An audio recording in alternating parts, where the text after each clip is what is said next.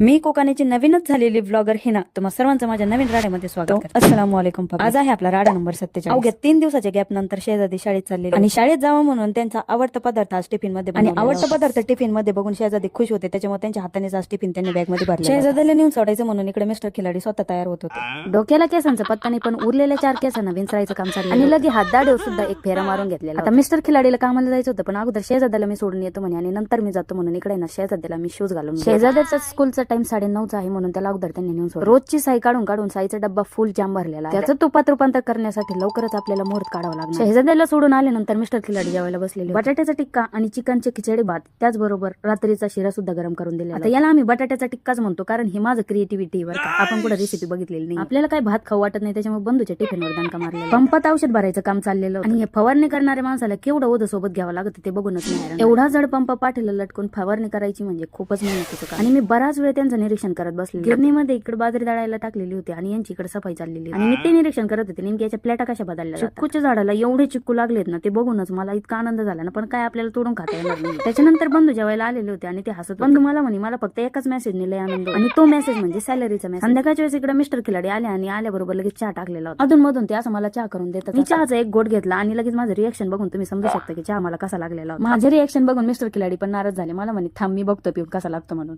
ते चहा पेले आणि मला म्हणे चहा तर चांगला आहे म्हणे तुझी चव बिघडलेली.